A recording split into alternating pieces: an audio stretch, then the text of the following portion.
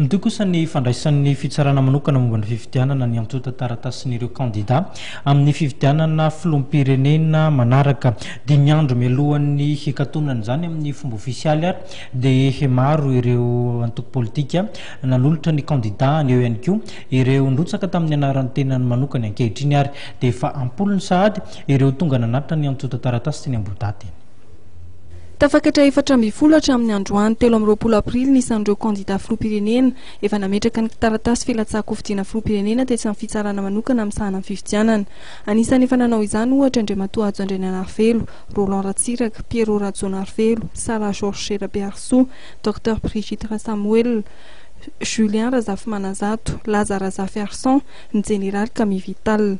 Nanampy azy ireo ary nanatitra ny antota taratasy filatsako fidiana tamin'ity androany ity Andriamatoa Monja Roindefo avy amin'ny antoko Monima. Ity kandida ity izay nanamafy fa latsaka katerena amin'ny firenena ary fifidianana ihany no ahafahana miala amin'ny krizy.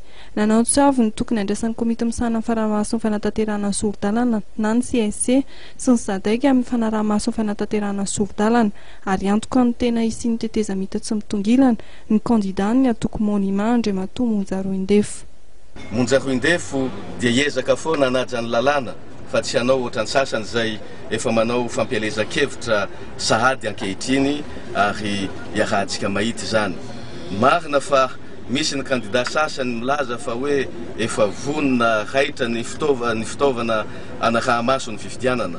Ho an'ny Monja Roindefo kosa dia mametraka ny fitokisana eo amin'ny senitra sy ny mpanaraha-maso iray isam-pirenena ny kandida Monja Roindefo amin'ny fahadiovana zany fifidianana izany. Kanefa na dia izany azy tsy manala ny adidy aman'andraikitra amin'ny fanaraha-maso ny fizotry fanatanterahana amin'ny antsipriany an'izany fifidianana izany. Monja Roindefo izay mitaky ny fisian'ny fitoniana ny fanatanterahana soro-dalana ary heveriny ity mpanao politika ity fa tsy tokony ho sakana ny fahefana-panatanteraka amin'ny fanatontosana ny soro-dalana. Ny filohan'ny antoko Monima izay manamafy ny tokony hanoloana minisitra roa avy amin'izy ireo dia minisitry ny angovo sy minisitry ny fanatanjahantena.